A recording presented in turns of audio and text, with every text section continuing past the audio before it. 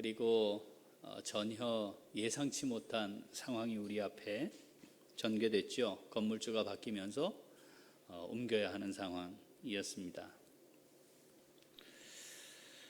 하나님의 인도하심이 어디에 있을까? 하나님이 원하시는 건 무엇일까에 초점을 맞출 수밖에 없었고, 지난주 우리가 함께 말씀을 나눈 대로 먼저 가시면서 인도하시는 분이시니까 우리에게 가장 좋은 곳으로 예비하시겠다. 그리고 하나님보다 내가 앞서는 것은 아무리 결과가 좋아도 하나님 앞에는 의미 없는 일이니 하나님 인도하심을 따라가자, 이렇게 생각을 하고 여러 가지 가능성들 둔 채로 진행이 됐습니다. 그런데 참 감사하게 오늘 이곳에 우리가 함께 모여 예배할 수 있도록 하나님이 함께 해주시고 인도해 주셨습니다. 또 우리 귀한 식구들이 감사함으로 또 기쁨으로 헌신해서 앞으로 남은 일정들도 큰 무리 없이 잘 진행되리라 보여집니다. 교회를 다르게 정의해라 하면 몸입니다. 몸. 어떤 몸이죠? 주님의 몸. 주님께서 세우신 겁니다. 그리고 주님께서 세우기를 원하십니다.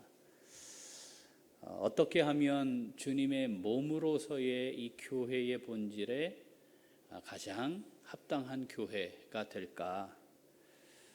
그것이 제가 가지고 있는 숙제입니다. 2008년 3월 30날 공동의회 했습니다. 기억하시나요? 남성현 목사를 담임 목사로 청빙할 것인가? 제가 알고 있기로는 87% 성도들이 찬성을 했습니다. 반대로 13%는 반대한 거죠. 여기 반대하셨던 분들 계시는 거 제가 알아요. 횟수로는 13년 지났고요. 만으로 12년 4개월 됐습니다. 주님의 몸인 교회를 하나님께서 맡기시는데 제가 가지고 있는 한 가지, 잠잘 때도 생각하는 것은 우리 교회를 주님의 교회로 잘 세워야 할 텐데 입니다. 교회를 통해 개인적으로 이익을 보려는 마음이 없었습니다. 지금도 없고 앞으로도 그 마음은 갖지 않을 겁니다. 그건 매우 허망한 것이기 때문에 그렇습니다. 그냥 제게 맡겨지신 이 교회를 어떻게 하면 잘 세울까? 어떻게 해야 할까? 그게 고민이죠. 제가 1984년부터 19살에 전도사를 시작했습니다. 아시는 것처럼 올파트 전도사.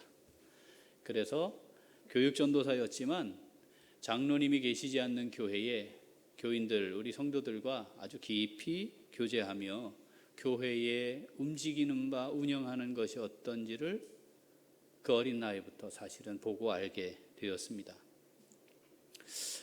교회가 이러면 안 될 것 같은데 하는 생각들이 많았고, 언젠가 하나님께서 제게 교회를 맡기셔서 교회를 세우게 하실 텐데 그때 교회가 어떠해야 할까? 이게 사실 그 어린 나이 때부터 계속해서 고민해야 될 문제였습니다. 보통은 부목사 시절을 거치는데 저는 군목이어서 담임 목사를 바로 시작했습니다. 담임 목사로 15년 사역을 하면서 이 군선교 현장을 언젠가는 떠나야 할 것이고 하나님의 인도하심 가운데 몸된 교회를 맡아 사역할 텐데 어떤 교회를 세워야 할까? 그런데 아무리 보아도 제가 생각한 하나님 말씀에 입각한 교회는 기존 교회를 가지고는 안 되겠더라고요. 그래서 제가 여러 차례 말씀드린 것처럼 저는 교회를 개척해야 되겠다. 개척교회를 사실은 꿈꿨습니다.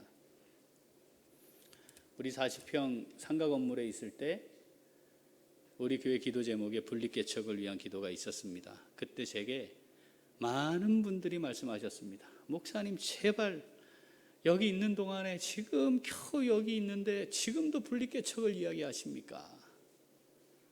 많은 분들이 이야기했습니다. 그러나 그걸 접을 수는 없었어요. 왜냐하면 저라는 사람을 목사로 세워서 교회를 맡기실 때 교회가 어떠해야 하는지에 대해 주신 분명한 비전이었기 때문에 그게 교회다. 교회의 정체성이기 때문에 그걸 내려놓을 수는 없었죠. 지금도 동일합니다. 새로운 교회, 선한이웃 우리교회에 명실상부하게 오늘 처음 새롭게 시작하는 출발선에 있다 하겠죠. 2008년 4월 6일 제가 부임했습니다. 부임 설교를 했고, 그 부임 설교부터 제가 가지고 있는 교회에 대한 하나님의 말씀을 함께 9번에 걸쳐서 나누었습니다.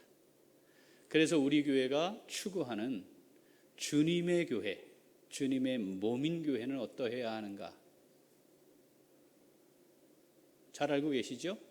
첫 번째가 뭡니까? 공동체여야 한다.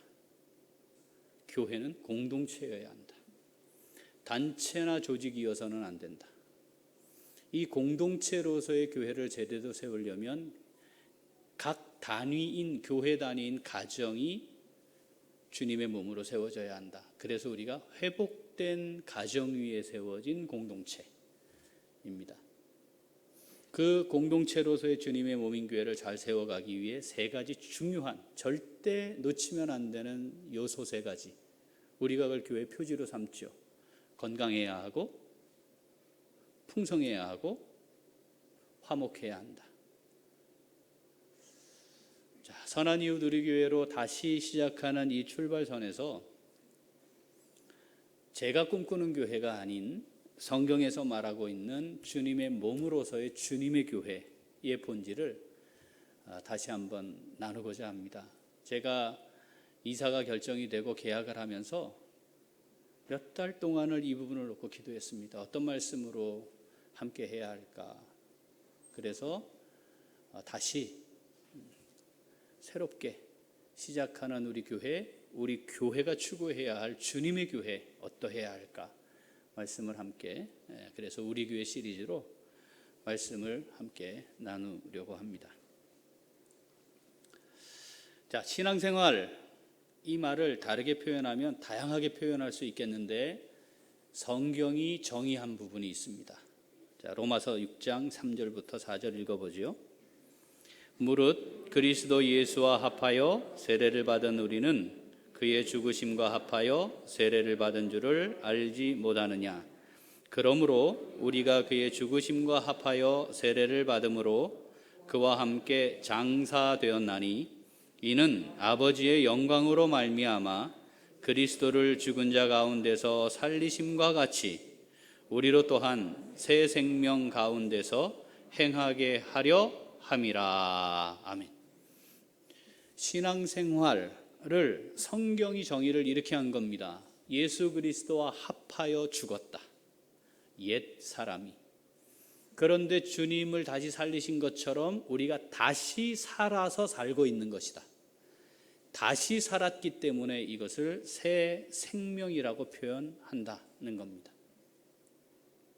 새로운 생명, 예수 그리스도와 합한 새로운 생명으로 살아가는 것, 이것이 신앙생활이라는 정의입니다. 교회는 어떤 것입니까? 그런 신앙생활을 하고 있는 성도들이 모여 만들어진 공동체, 주님의 몸이기 때문에 교회도 동일하게 어떻게? 생명체입니다. 교회를 평가할 때 보여지고 있는 조직이나 외형을 가지고 교회가 이렇다 저렇다 말할 수 있습니다. 그런데 그건 정확한 평가일 수 없는 거죠. 정확한 교회 평가가 되려면 생명체로서의 교회가 어떠해야 하느냐를 보아야 합니다. 건강한가요? 모든 걸 다 가졌어요. 건강을 잃었어요. 그럼 다 잃은 거라면서요. 마찬가지로 교회에도 생명의 원리가 그대로 존재한다는 겁니다. 적용된다고 하는 겁니다. 생명은 태어나고 죽습니다. 시간이 흐르면서 자라나고 성숙해집니다. 때로는 병에 걸리기도 하고 어떻게? 다치기도 합니다. 그런데 분명한 사실은 육체의 이 생명은 쇠약해지고 늙어갑니다. 이 과정을 벗어나는 사람은 존재하지 않습니다. 그러면 교회를 생명이라고 할 때, 생명체라 할 때 같은 구조로 진행이 된다는 거죠. 그런데 근본적인 차이 나는 점이 하나 있습니다. 예수와 합한 자로서의 영원한 생명이라는 거죠. 어쩌면 육체의 생명은 갈수록 쇠약해지고 늙어가고 병에 걸리고 다치기도 하고 이 과정을 반복하지만 영원한 생명은 늙어가거나 쇠약해지는 것이 아닙니다. 오히려 영적인 생명은 갈수록 더 생명력을 크고 깊게 폭넓게 만들어가며 왕성한 상태를 유지할 수 있는 거죠. 만약 내가 늙었기 때문에 나이 먹었기 때문에 신앙생활의 모습이 이래요 라고 한다면 그건 성경이 말한 대로 육적인 삶을 사는 겁니다. 교회는 어떻게 할까요? 교회도 신앙생활을 제대로 하는 성도들의 모임인 교회일 수도 있지만 육적인 생활을 하고 있는 사람들의 모임일 수도 있어요. 그러면 그 과정, 육체의 생명의 원리를 따라가는 과정을 밟을 수 있습니다. 자, 성경은 이걸 정확하게 표현합니다. 자, 요한계시록 3장 1절 2절 읽어보죠. 사대교회의 사자에게 편지하라. 하나님의 7 영과 7 별을 가지신 이가 이르시되 내가 네 행위를 아노니 내가 살았다 하는 이름은 가졌으나 죽은 자로다. 너는 일깨어 그 남은 바 죽게 된 것을 굳건하게 하라. 내 하나님 앞에 내 행위에 온전한 것을 찾지 못하였노니.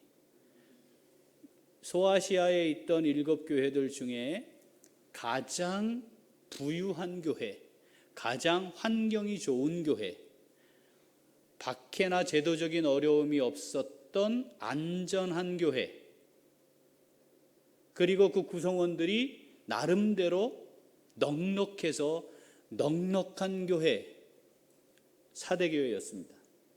그런데 이 사대교회를 향해 하나님이 뭐라고 말씀하시냐면 네가 잘 살고 있는 거는 분명해 보인다. 그건 객관적이니까요. 그런데 죽었다. 아니, 교회가 그럴 수 있나요? 여러분, 보다 많은 사람들이 모여들면 좋은 교회니까 모여드는 거 아니겠어요? 조금 더 역사가 깊어지고 좋은 조건이나 환경을 가지게 되면 좋은 교회니까 그렇게 되는 거 아니겠어요? 그런데 하나님은 왜 이렇게 말씀하실까요? 그리고 실제로 그렇게 됐을까요, 교회가? 생명체로서의 원리를 놓쳤기 때문에 그러합니다. 살아있기만 하면 안 되는 거죠. 생명력을 유지해야 하고 갈수록 생명력이 왕성해진 채로 있어야 하는데 지금 이 모습, 보여지고 있는 이 모습, 이것이 생명력을 가지기 때문이었는가는 놓쳐버리고 객관적이거나 세속적이거나 일반적인 기준과 원리를 가지고 접근해 보면 영적으로는 죽어있는 상태일 수도 있음을 말씀하시는 거죠. 그건 사대교회의 특별한 상황이에요. 이 시대에 그런 교회가 있겠습니까? 있었습니다. 1955년에 로버트 슐러 목사님이 캘리포니아에 교회를 하나 개척합니다. 이 교회가 나름 잘 성장했습니다. 성숙한 건지는 그 다음인데 잘 성장했습니다. 1970년에 이 교회 교인은 전 세계 어디에서든 예배를 드릴 수 있는 위성 예배를 시작했습니다. 그리고 1977년 예배당을 짓습니다. 벽면 전체를 크리스탈로 감쌌습니다. 그래서 이 교회 이름이 크리스탈 처치입니다. 이 외장을 입히기 위해 사용된 크리스탈, 유리, 1977년 당시 기준으로 216억이었습니다. 우리는 수준이 이 정도는 놀라질 않아요. 사진 한번 보겠습니다.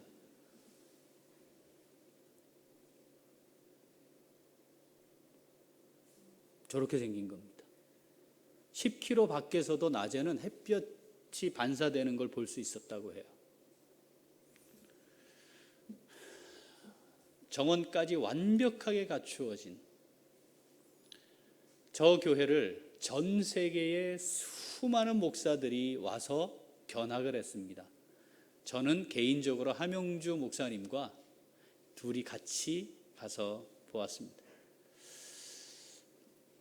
저 웅장함에, 그리고 제일 처음 사진처럼 세계에서 제일 큰 파이프 오르겐이 있는 교회였습니다.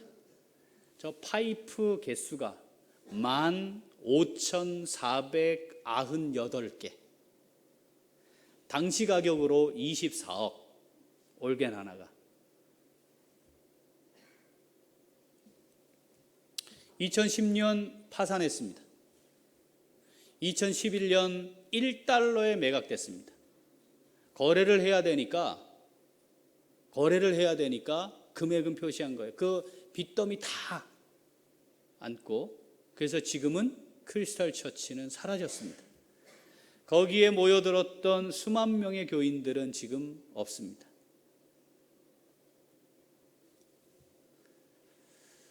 저 교회를 수많은 목회자들이, 교인들이 와서 보면서 하나님의 역사에 대해 이야기했습니다. 어떻게 하면 교회가 이렇게 성장할 수 있을까? 그런데 그 교회는 죽었습니다.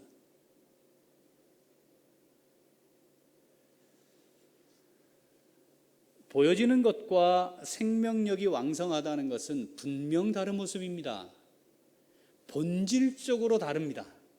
그런데 세상은, 어쩌면 세상적 관점에서 바라보려고 하는 우리는 그것이 마치 살아있는 교회의 모습인 것처럼 오해할 수 있다는 것을 사대교회가 보여주고 있고, 2011년 사라져버린 크리스탈 교회가, 수정교회가 보여주고 있는 셈이죠.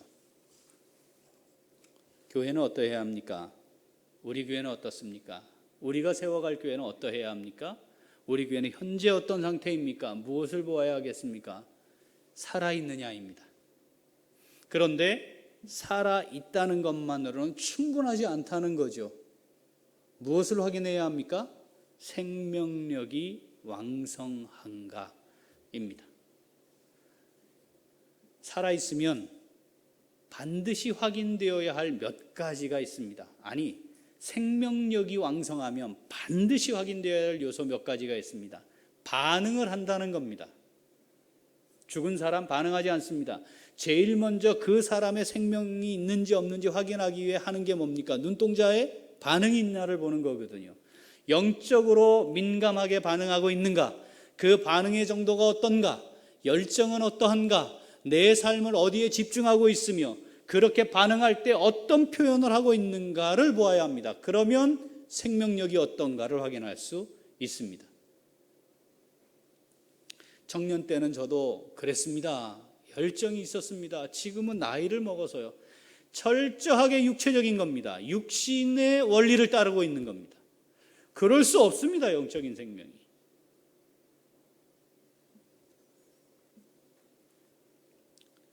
비전을 갖는 거죠. 여러분, 1년째 비전과 10년째 비전과 50년째 비전이 어떤 것이 더 크고 넓고 깊어야 합니까?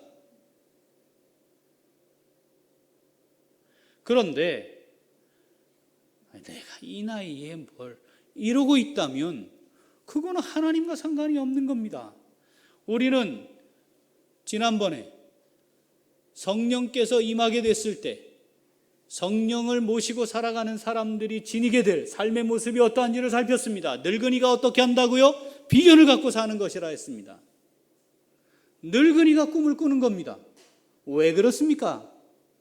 자라났기 때문입니다. 하나님과 더 많은 시간, 더 많은 영역 교통하고 있기 때문입니다.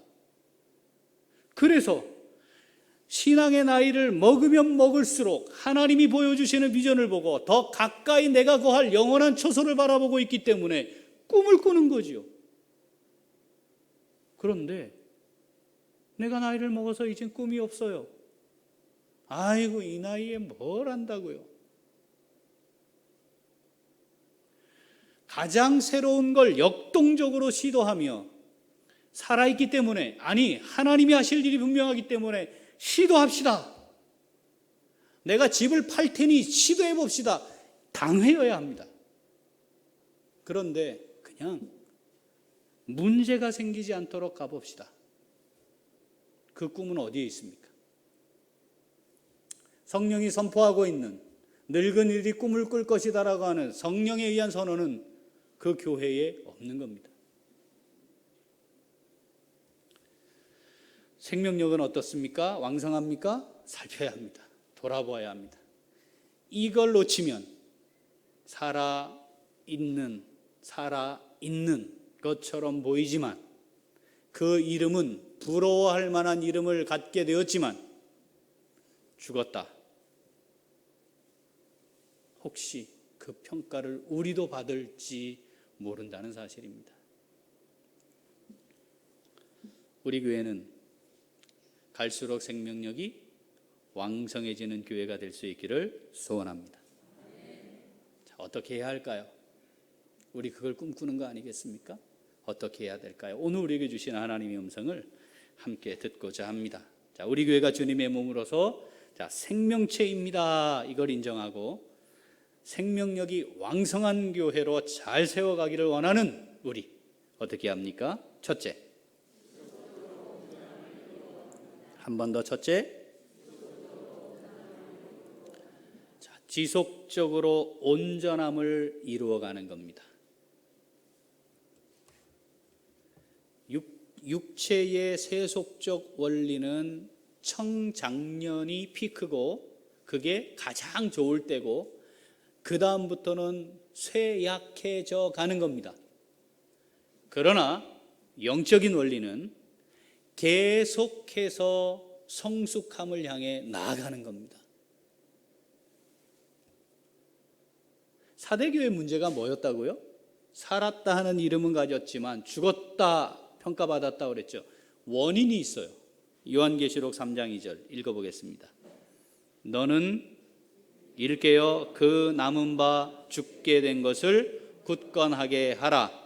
내 하나님 앞에 내 행위에 온전한 것을 찾지 못하였으니. 사대교의 문제가 뭐였다고요? 행위에 온전한 것을 찾을 수가 없었다는 겁니다. 하나님이 어떻게든 온전한 게 있겠지, 온전해지겠지, 온전함을 향해 가겠지 찾았는데 찾을 수가 없다는 겁니다. 이건 현재 온전하지 못하다는 말씀을 하는 게 아닙니다. 내가 확인했더니 너희 온전치 못하네 그 얘기를 하는 게 아닙니다. 온전한 줄 알고 있다는 겁니다. 더 이상 온전해질 필요가 없는 것 같은 착각에 빠져 있다는 겁니다. 나는 이만하면 됐기 때문에 충분하다고 생각을 한다는 겁니다. 계속 온전해져야 가야 하는 상황에 놓여 있다는 걸 인정하지 않는다는 겁니다. 온전해 가지 못하고 있는, 점점 온전해져 가지 못하고 있는 그 상태인데 문제의식이 없다는 겁니다. 그것이 내 행위에 온전한 것을 찾지 못하였다는 하나님의 평가입니다. 우리 온전해져 가고 있습니까? 주님의 몸된 교회를 왜 세우셨나요? 성령을 왜 보내셨나요? 각자에게 구원을 베풀면 끝날 텐데 왜 교회로 부르시는 걸까요? 오늘 우리가 읽었던 본문에 그 답이 있는 겁니다. 에베소서 4장 11절에서 13절 다시 읽죠. 그가 어떤 사람은 사도로, 어떤 사람은 선지자로, 어떤 사람은 복음 전하는 자로, 어떤 사람은 목사와 교사로 삼으셨으니 이는 성도를 온전하게 하여 봉사의 일을 하게 하며 그리스도의 몸을 세우려 하심이라. 우리가 다 하나님의 아들을 믿는 것과 아는 일에 하나가 되어 온전함을 이루어 그리스도의 장성한 분량이 충만한 데까지 이르리니. 아멘. 온전하게 하여, 성도를 온전하게 하여 그리스도의 몸을 세우는 겁니다. 그렇지 않으면 여기 모일 이유도 없고 하나님이 모으실 필요도 없어요. 각자에게 구원을 베풀면 끝나지. 그러니까 교회가 존재해야 하는 이유, 주님이 승천하시면서 주셨던 말씀의 원리와 이 말씀이 같지 않습니까? 내가 너희에게 분부한 나의 말을 따라 지키며 살아가도록 가르쳐라. 성도를 온전하게 하는 일을 위해 교회가 있고 교회가 그것을 하는 것이며, 결과적으로는 성도들 각자가 온전해짐을 지속적으로 경험해 가야 합니다. 점점 온전해진다는 말은 아까 우리가 처음 생명의 원리에서 말한 것처럼 말씀에 대한 열정과 반응이 점점 깊어지고 넓어져야 하는 겁니다. 그런데 반응이 별로 없습니다. 적어도 제가 경험해 왔던 교회가 그렇습니다. 교회가 감당해야 할 사명, 이 사명을 우리가 감당해 봅시다. 반응을 잘 안 합니다. 그게 별로 중요한 문제가 아닌 거예요.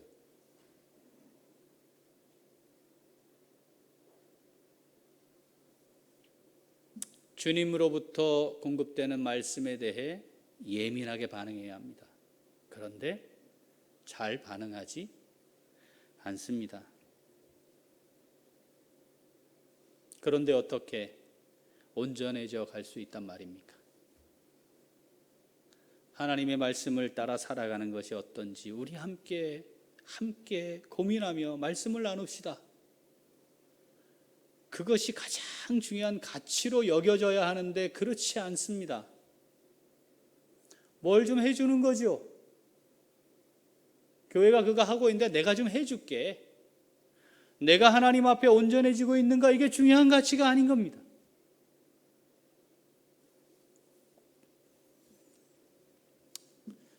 그런데 우리 교회는 생명력이 왕성한 교회입니다.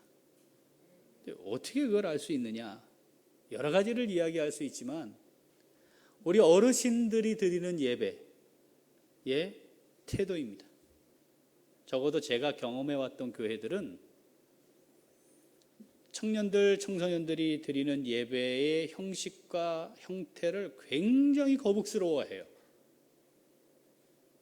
고 최덕훈 목사님, 울산 남계 담임 목사님으로 오시기 전에 저와 2박 3일을 함께 했습니다. 그러면서 교회 예배를 어떻게 해야 할까, 위원회를 어떻게 해야 될까, 이런 고민들을 함께 나눴어요. 제가 8페이지짜리를 준비해 가서 브리핑을 했고, 그걸 2박 3일 동안 만들어서 우리 교회에 시작된 게 공동체 집회라는 겁니다. 제가 부임을 해서 우리 한나의 어르신들, 시몬의 어르신들이 그 예배에 참여하는 걸 보고 정말 크게 감동을 받고 은혜를 받고 도전도 받았어요. 다른 교회에서는 볼 수 없는 모습이었거든요. 템포도 따라가기 어렵고 엇박자도 나오죠. 가사도 뭐 막 붙어서 막 해야 되죠. 그런데도 억지로 참여하는 모습이 아니라 함께 호흡하며 예배하는 모습이 정말 제게는 큰 은혜였습니다. 하나님 앞에서 우리가 드리고 있는 예배, 감동이 있습니까? 여러분, 기대하는 마음으로 이곳에 오셨습니까? 집에서 나서며 오늘 하나님이 내게 주실 은혜가 어떠할까? 여러분, 이건 다른 사람들은 알 수가 없으니 정말 하나님 앞에 정직하고 진지하게 살피셔야 합니다. 그런 사람들은 예배 시간에 졸지 않아요. 우리에게 열정이 있어야 합니다. 어떤 열정이요? 온전해짐을 향한 열정. 지금 나의 모습은 내일 돌아봤을 때 과거의 모습이어야 합니다. 어떤 과거여야 합니까? 어제 내가 그만큼 부족했었구나가 보이는 과거여야 합니다.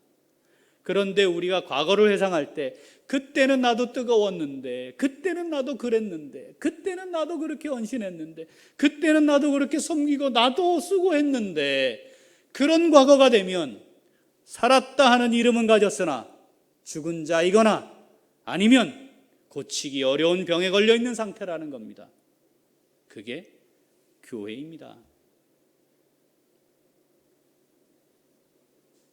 겉사람은 후패하지만 속사람은 날로 새로워지는 것을 경험하면서 세상은 이해할 수 없는, 갈수록 젊어지고 갈수록 힘이 생기고 갈수록 하나님을 향한 열정이 샘솟는, 지속적으로 온전함을 이루어가는 생명력 넘치는 우리 교회가 될 수 있기를 소원합니다.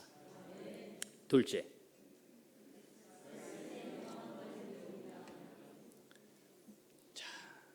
생명체로서의 교회, 주님의 교회로 잘 세워가려면 그럼 우리는 어떻게 해야 될까? 한 번 더. 둘째, 말씀의 흥왕함을 누리는 겁니다. 말씀의 흥왕함이 이때 지식이 아니고, 아 그렇대, 저 정도는 그렇대, 말씀의 은혜가 늘 넘친데 그 집사는 그렇대가 아니고, 그게 내가 되어야 하고 그게 우리가 되어야 합니다. 구원의 근거가 하나님의 말씀입니다. 기적을 경험하는 게 아닙니다. 신앙생활의 시작이 하나님의 말씀입니다. 교회의 머리 되신 주님이 진리이십니다. 그러니까 말씀이 모든 것의 기초입니다. 교회가 성장하고 성숙하는 원동력, 그것도 하나님의 말씀입니다. 성숙해가는 것, 그 기초도 하나님의 말씀입니다. 이게 빠지면 안 되는 거죠. 여러분 아침 드셨습니까? 드실 거죠. 점심, 저녁 드실 거죠. 내일 드실 거죠. 왜 먹어야 합니까? 안 먹으면 죽습니다. 하나님의 말씀을 안 먹는데 살아있다, 그게 말이 안 되는 겁니다. 이건 존재의 이유고 양식입니다. 양식, 우리에게 있는 영원한 생명의 양식, 교회의 양식, 안 먹으면 죽는 겁니다. 하나님 앞에서 정직하게 돌아보아야 합니다. 내가 정말 말씀의 은혜 가운데 살고 있는가? 하나님 오늘 제게 말씀해 주십시오. 제가 듣겠습니다. 하나님의 말씀이 없이는 제가 걸어가는 삶의 방향을 어떻게 잡고 갈 수 있단 말입니까? 하나님 제게 말씀을 통해 보여주십시오. 하나님 지금 어떻게 생각해야 되겠습니까? 제가 어떻게 말해야 하겠습니까? 어떻게 판단해야 하겠습니까? 하나님 제게 말씀해 주십시오. 이걸 놓치면 죽는 겁니다. 교회를 100년 다녀도 소용없습니다. 4대째, 5대째 소용없습니다. 안 먹었는데 죽는 겁니다. 지난번에 광고한 대로 우리 모두가 하나님의 말씀을 묵상하고 기도하는 것으로 하루를 시작해보자. 사실 이게 코로나가 우리에게 준 은혜입니다. 우리 교역자들이 지금 계속 고민하고 연구하고 있습니다. 매일 아침 우리 같은 식구들이 같은 은혜의 말씀으로 같이 은혜를 누리며 시작하자. 그래서 핸드폰 켜놓고 누르면 찬송부터 시작해 말씀과 기도가 쫙 이어서 진행되도록. 그랬는데도 아침 묵상을 안 하고 바빠서 못했어요? 합숙해야죠. 그런 사람들은 핑계댈 게 없어요. 이젠 아이고 새벽기도 시간이 너무 빠르고 멀어가지고 뭐 거기 가면 주차하기도 어렵고. 괜찮아요. 안 와도 괜찮아요. 아침 묵상 할 수 있어요. 말씀과 함께 사는 삶이 무엇인지를 누리지 못하고 있으며 영적으로 살았다? 아닙니다. 죽은 겁니다. 좋은 음식 먹고 좋은 옷 입고 좋은 차 타고 다니고 좋은 집에 살아도 죽은 겁니다. 하나님 앞에서 의미 없는 것에 의미를 두고 사는 어리석 삶이 되지 말아야 합니다. 사도행전은 하나님의 구원의 역사가 어떻게 전 세계로 뻗어나갔는가를 보여주는 말씀이죠. 그런데 그것을 관통하는 아주 중요한 원리가 딱 기록이 되어 있습니다. 그게 어떻게 이게 가능했을까? 이 120명으로 시작된 핍박 가운데, 박해 가운데 자기를 드러낼 수도 없는 사회 조직 가운데 있던 이들이 어떻게 해서 전 세계를 장악할 수 있었을까? 도대체 뭘까? 그들이 가진 훌륭한 조직? 좋은 건물? 그들이 가진 능력? 아니었습니다. 사도행전 6장 7절 같이 읽어보죠. 하나님의 말씀이 점점 왕성하여 예루살렘에 있는 제자의 수가 더 심히 많아지고 허다한 제사장의 무리도 이 도에 복종하니라. 아멘. 예루살렘에 놀라운 변화가 일어났습니다. 기적이 나타났습니다. 뭐였다고요? 하나님의 말씀이 왕성했기 때문이다 기록합니다. 스데반이 순교한 이후에 대대적인 박해가 일어났죠. 그리고 난 다음에 공개적인 순교 사건이 일어납니다. 그게 헤롯이 야고보를 죽이는 겁니다. 공개적으로. 그리고 사도들 잡혀갔습니다. 베드로가 옥에 갇혔습니다. 그 베드로가 옥에서 나옵니다. 자, 이 집단은 이제 끝난 겁니다. 이거 존재나 하겠습니까? 그런데 이런 말씀을 기록해 두었습니다. 사도행전 12장 24절 같이 읽죠? 하나님의 말씀은 흥왕하여 더하더라. 아멘입니다. 바울이 에베소에 도착합니다. 거기 두란노 서원을 만들고 2년 동안 가르칩니다. 하나님의 말씀을 가르칩니다. 놀라운 일들이 일어나지 않았습니까? 수천만 원, 지금으로 따지면 수천만 원어치의 마술하는 그 책들을 가져다가 불태우는 일도 막 일어납니다.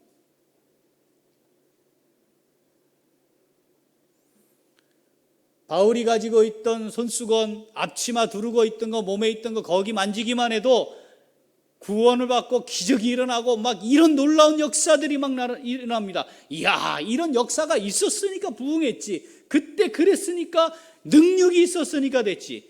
성경은 그렇게 기록하지 않아요. 사도행전 19장 20절 같이 읽어보죠.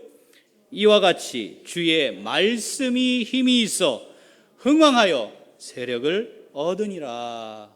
아멘. 그 원동력이 하나님의 말씀이었다고 선언합니다. 여러분, 좋은 음식을 잘 먹어야 건강합니다. 요즘 무슨 영어로 된 주스 마시는 게 열풍이래요. 뭐가 열풍이 자꾸 불었다 식었다 불었다 식었다 없어졌다 해요. 왜 그렇습니까? 잘 먹어야 된다는 거 알기 때문 아니겠습니까? 잘 드시나요? 이제는 이 처소가 하나님의 말씀이 흥왕케 되는 처소가 되게 하옵소서. 우리의 기도가 될 수 있기를 소원합니다. 하나님의 말씀이 이 지역에 왕성하게 하여 주옵소서.